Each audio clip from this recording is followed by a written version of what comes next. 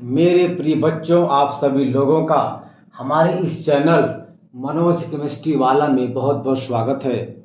आज हम लोग इस वीडियो में कक्षा 10 के गणित का जो पहला चैप्टर है जिसका नाम है वास्तविक संख्याएं।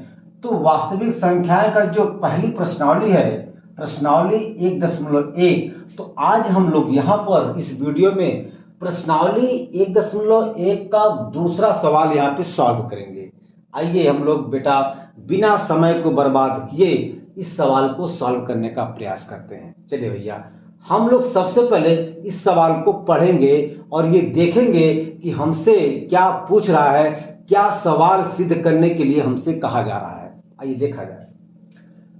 कह रहा है कि दर्शाइए कि कोई भी धनात्मक विषम पूर्णांक 6q+1 या 6q+3 या 6q+5 के रूप का होता है जहां q कोई पूर्णांक है।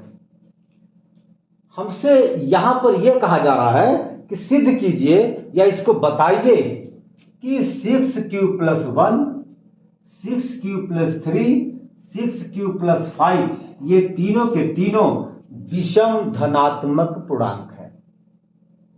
ठीक है, आइए हम लोग इसे सिद्ध करते हैं। चलिए भैया, हम लोग यहां पे मानेंगे कि माना a कोई विषम धनात्मक पूर्णांक है जो इस 6 से ज्यादा है। क्यों? क्योंकि बेटा जी a जो है वह भाज्य के रूप में माना जा रहा है। ठीक है, चलिए भैया लिखेंगे मान लिया या माना a कोई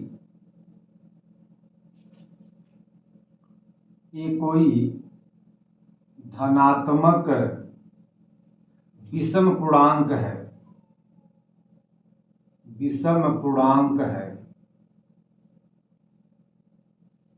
जो 6 से बड़ा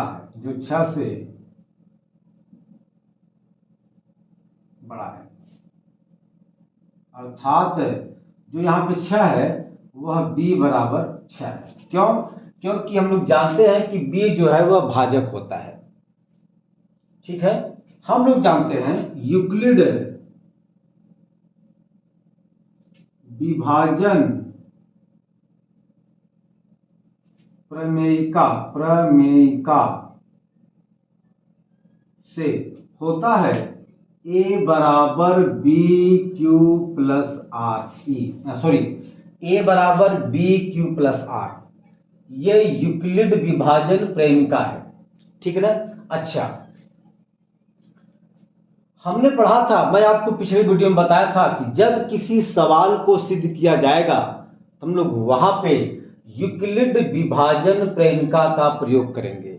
और जहां पर इस चैप्टर में जहां पर सवाल को हमको लगाना होगा या यदि हमें महत्तम समापवर्तक निकालना होगा तो हम लोग वहां पर यूक्लिड विभाजन एल्गोरिथम का प्रयोग करते हैं। लेकिन यहां पर हमें सवाल को सिद्ध करना है, हमें सवाल को प्रूव करना है, इसलिए मेरे बेटा जी हम लोग यहां पर यूक्लिड विभाजन प्रमेयिका का ही प्रयोग करेंगे। चलिए भैया, हम लोग जानते हैं कि a बराबर होता है bq+r। अगर हम इसको इस रूप में लिख दें तो a बराबर आपका हो जाएगा 6q+r। ठीक है, यदि हम दोनों का कंपेयर करें तो यहां पर मेरे बेटा जी b बराबर 6 आ जाएगा। ठीक है, यहां पर b बराबर आपका 6 है। इसका मतलब यह हुआ इसमें जो भाजक है वह 6 है, शेषफल r है, a भाज्य है। ये क्या है? भाज्य है। a भाज्य है, b भाजक है। ठीक है, और q आपका भागफल है और r शेषफल है। ये हम लोग जानते हैं। चलिए, अब हम लोग जो है यहां पे यह देख सकते हैं कि जैसे यहां पे जो भाजक 6 है तो जो शेषफल होगा वह शेषफल भाजक से छोटा होता है। ये हम लोग जानते हैं। अरे मेरे बेटा जी, ठीक है, ये आपका b बराबर 6 है। इसका मतलब यह हुआ कि जो बेटा शेषफल होगा, शेषफल r जो होगा वह शेषफल या तो 0 से बड़ा होगा या 0 के बराबर होगा, लेकिन शेषफल हमेशा भाजक से छोटा होता है। ये आपका b क्या है? भाजक है।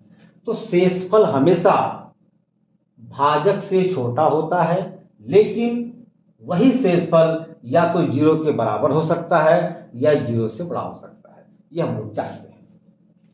क्योंकि यहां पर जो शेषफल है उसका मान भाजक से छोटा होगा और यहां पर भाजक 6 है, तो इसका मतलब यह हुआ कि r का मान जो शेषफल है उसका मान 0 हो सकता है, 1 हो सकता है, 2 हो सकता है, 3 हो सकता है, 4 हो सकता है और 5 हो सकता है, लेकिन 6 नहीं होगा। क्यों? क्योंकि मैंने आपको बताया यहाँ पर जब भाजक 6 है तो भाजक जो है हमेशा शेषफल से बड़ा होता है, मतलब शेषफल भाजक से छोटा हो जाएगा। तो यहाँ पर शेषफल या तो 0 हो सकता है, शेषफल या तो 1 हो सकता है, या तो 2 हो सकता है, या तो 3 हो सकता है, या तो 4 हो सकता है, या तो 5 हो सकता है, लेकिन 6 नहीं हो सकता। ठीक बेटा जी, आप इसको बढ़िया से नोट करिए, फिर हम आगे चलते हैं। बेटा हो गया, इसको मिटा दें। ओके चलिए,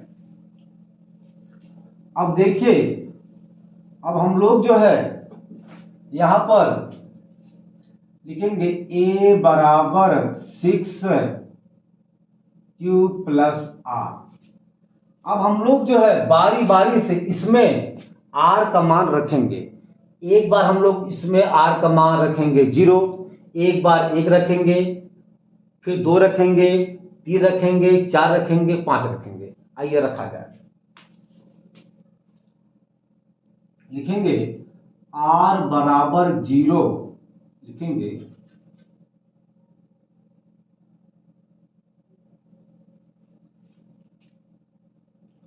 ऊपर लिखे गए प्रमेय में, ऊपर लिखे गए प्रमेयिका में r बराबर 0 रखने पर। ठीक बेटा जी, चलिए तो हो जाएगा आपका a बराबर यहां लिखिए r बराबर 0 रखने पर आपका हो जाएगा a बराबर 6q प्लस, यहां पर r का मान 0 है, ये आ जाएगा 6q। ओके चलिए, और अब हम लोग जो है r बराबर रखेंगे 1 रखने पर, बेटा जी आपको ये हो जाएगा a बराबर 6q प्लस r के स्थान पे 1 हो जाएगा, ये आपका आ जाएगा 6q प्लस 1। ओके बेटा जी, अब हम लोग जो है r बराबर 2 रखेंगे, r बराबर 2 रखने पर ये आपका हो जाएगा a बराबर 6q प्लस r के स्थान पे हम लोग 2 रखेंगे, ये आपका हो जाएगा 6q प्लस 2। अब हम लोग जो है r बराबर 3 रखेंगे, r बराबर 3 रखने पर आपका हो जाएगा बेटा जी a बराबर 6q प्लस 3, ये आपका हो जाएगा 6q प्लस 3। r बराबर 4 रखने पर, r बराबर 4 रखने पर ये आपका हो जाएगा a बराबर 6q प्लस 4, मतलब 6q प्लस 4 आपका हो जाएगा।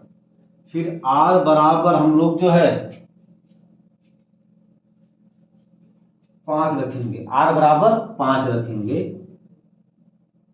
हो जाएगा रखने पर a बराबर आपका हो जाएगा 6q प्लस 5, मतलब 6q प्लस 5। देखिए मेरे बेटा जी, यहां पर 6 क्यूब प्लस यहाँ पे 1 है, इस एक की वजह से 6 क्यूब प्लस 1 विषम होगा, विषम संख्या होगा। 6 क्यूब प्लस 3, इस 3 की वजह से, चूंकि 1 3 और ये 5, देखिए 1 3 और 5 ये सभी के सभी विषम संख्या है।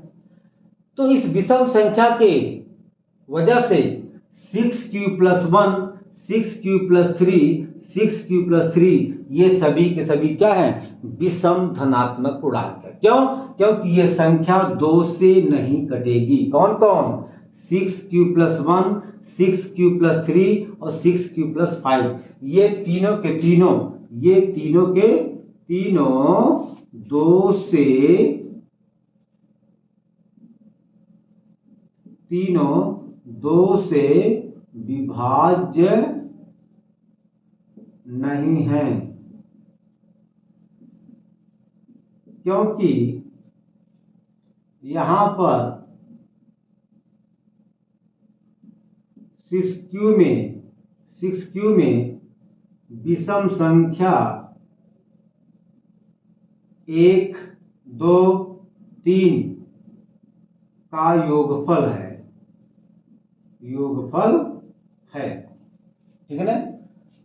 तो 6Q plus 1, 6Q plus 3, 6Q plus 5 ये तीनों के तीनों क्या है, विषम धनात्मक के रूप में है, विषम धनात्मक पूर्णांक के रूप में है। तो हम लोग बेटा इसे लिखेंगे, आता है 6Q plus 1, 6Q plus 3, 6Q plus 5 सभी तीनों, ये तीनों विषम धनात्मक पूर्णांक के रूप का है। प्रूव्ड, PROVED आपका सिद्ध हो गया। ठीक है बेटा जी। अगर हम यहां पर Q का मान इसमें कुछ भी रख दें तो उसका मान हमेशा, इस पूरी संख्या का मान हमेशा विषम ही आएगा। जैसे मान लीजिए, चलिए भैया हम आपको दिखाते हैं यहाँ पर, चलिए जैसे आपका ये है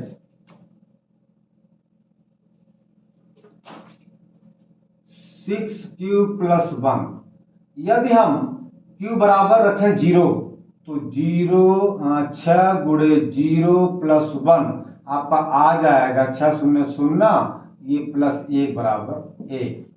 यदि हम Q का मान 1 रखें, यदि हम इसमें Q का मान 1 रखें तो 6 गुणे 1 प्लस 1, तो 6 कम 6, 6 1 7, यानी 6 कम 6 और प्लस 1, 6 1 7। देखिए भैया, यदि हम Q के स्थान पे 2 रखें तो 6 गुणे 2 प्लस 1 बराबर 6 दूना 12, 12 1 13। मतलब कहने का मतलब यह हुआ कि 6Q प्लस 3 जो है वह आप देख सकते हैं कि 1, इसका मान 1 आया, इसका मान 7 आया, इसका मान 13 आया। ये 1 7 13 क्या है, विषम संख्या बेटा। इसलिए ये सिद्ध हो जाता है कि 6Q प्लस 1 क्या है, विषम संख्या है।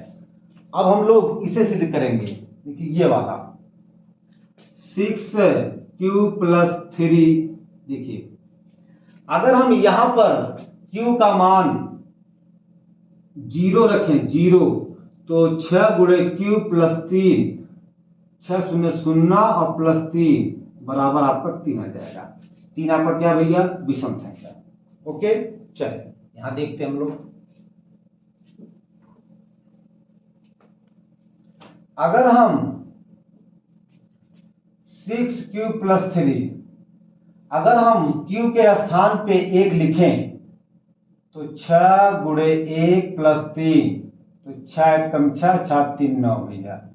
अगर हम Q के स्थान पे 2 रखें तो 6 गुणे 2 प्लस 3, तो 6 दूना 12, 12 3 15। आप देख सकते हैं कि 3, 9 और 15 ये सभी के सभी विषम संख्याएं हैं। ठीक है, और अब हम लोग 6q प्लस 5 को देखेंगे। ठीक है ना।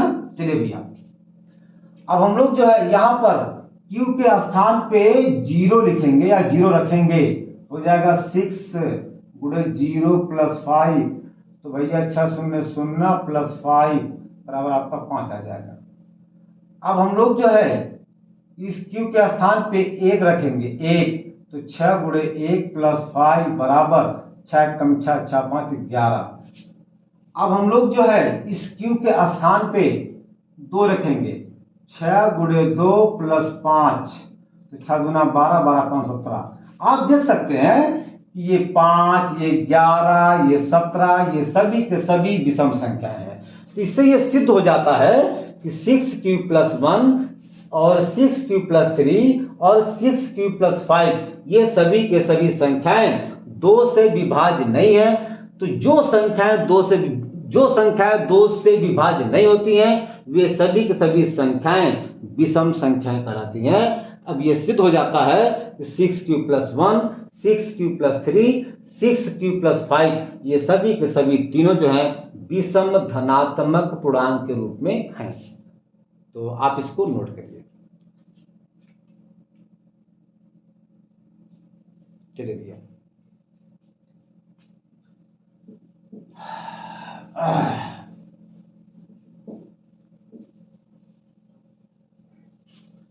अब हम लोग जो है इसी प्रश्नावली का सवाल नंबर 3 को हल करेंगे। चलिए देखा जाए। हाँ, तो मेरे प्रिय बच्चों, ये आपका तीसरा सवाल है। आइए हम लोग इसे पढ़ते हैं और ये समझते हैं कि ये हमसे क्या पूछ रहा है। चलिए भैया देखा जाए। कह रहा है कि किसी परेड में 616 सदस्यों वाली एक सेना की टुकड़ी को 32 सदस्यों वाले एक आर्मी बैंड के पीछे मार्च करना है। दोनों समूहों को समान संख्या वाले स्तंभों में मार्च करना है। उन स्तंभों की अधिकतम संख्या क्या है जिसमें वे मार्च कर सकते हैं। देखिए भैया, जो ये अधिकतम संख्या की बात कर रहा है, इसी अधिकतम संख्या की वजह से 616 और 32 का हम लोग मासा निकालेंगे। जिस सवाल में अधिकतम संख्या की बात करें, अधिकतम शब्द आ जाए, इस टाइप के सवाल में जहां पर अधिकतम शब्द की जानकारी है आपको या अधिकतम शब्द दिया है, तो आप समझ जाइए कि वहां पर हमें उन संख्याओं का महत्तम समापवर्तक निकालना है। तो अब हम लोग जो है यहां पर 616 और 32 का हम लोग मासा निकालेंगे, HCF निकालेंगे। बेटा, हमने आपको बताया था कि जब भी हम लोग वास्तविक संख्याएं के चैप्टर में जब हम लोग महत्तम समापवर्तक निकालेंगे तो वहां पर हम लोग जो है यूक्लिड विभाजन एल्गोरिथम का प्रयोग करेंगे। लेकिन हम लोग यहाँ पे यूक्लिड विभाजन प्रेमिका का भी प्रयोग कर सकते हैं। क्यों? क्योंकि यहाँ पर ये नहीं दिया गया है कि आप इस विधि से निकालिए। तो हम लोग दोनों में से किसी एक विधि की सहायता से यहाँ पर 616 और 32 का मासा निकाल सकते हैं। तो अब हम लोग यहाँ पे स्टार्ट करते हैं निकालना। चलिए भैया हल करेंगे। यूक्लिड, अच्छा एक मिनट, चूंकि 616 ये बड़ा है भैया 32 से, तो जब 616 बड़ा है 32 से तो 616 आपका भाज्य हो जाएगा भैया, भाज्य हो जाएगा, और आपका 32 जो है वह भाजक हो जाएगा। क्यों बेटा जी? ओके। अब हम लोग जो है यूक्लिड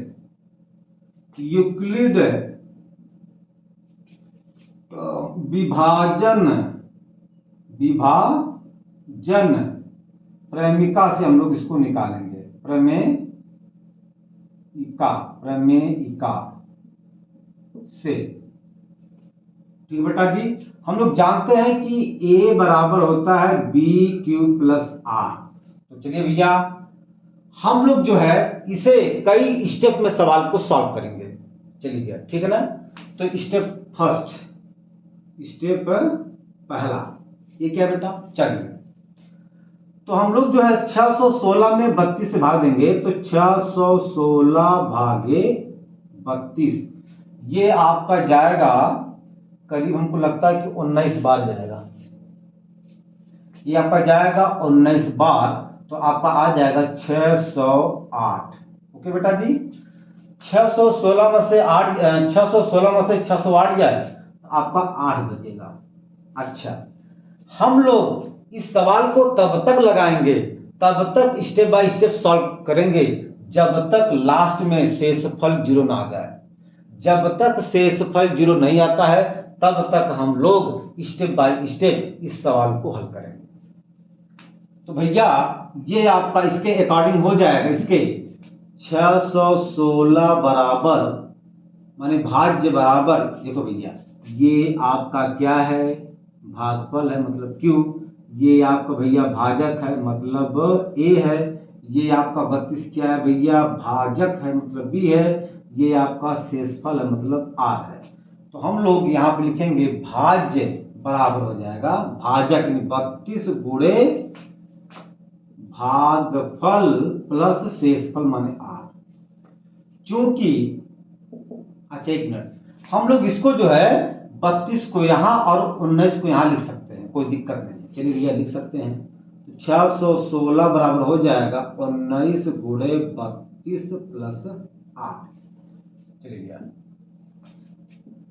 चूंकि शेषफल 0 के बराबर नहीं है, कहां भैया, यहां पे शेषफल 8 आया है। अगर यहां पे शेषफल 0 आता तो हमारा सवाल यहीं पे समाप्त हो जाता, लेकिन यहां पे शेषफल अभी 0 नहीं आया है, तो हम लोग तब तक लगाएंगे जब तक शेषफल 0 ना आ जाए, जब तक शेषफल 0 ना हो जाए। ठीक बेटा जी, इसलिए स्टेप 2 लेंगे अब, ठीक है ना। तो हम लोग जो है अब 32 में 8 से भाग देंगे, 32 में 8 से भाग देंगे तो हो जाएगा 32 भागे 8, तो 8 चौक के 32 भैया, ये आपका आ जाएगा 0। अब देखिए यहां पे शेषफल 0 आ गया।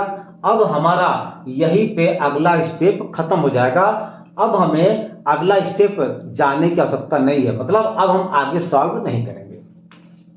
लिखेंगे 32 बराबर यानी भाज्य बराबर भाजक गुणे भागफल ये प्लस शेषफल 0, यानी 32 बराबर आपका आ गया 32 न। चूंकि शेषफल क्या है 0, इसलिए 616 और 32 का HCF मतलब महत्तम समापवर्तक क्या आया है 8, क्योंकि भैया ये लास्ट में 8 से ये कटा है।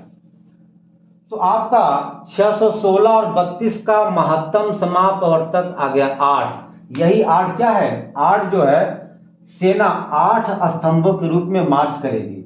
लिखेंगे यहां पर, अतः सेना 8 स्तंभों में मार्च कर सकती है। मेरे प्यारे बच्चों, आज हम अपने वीडियो का यहीं पे अंत करते हैं। अब हम अगले वीडियो में इसके बाद जो सवाल है उसको हम लोग सॉल्व करेंगे। धन्यवाद।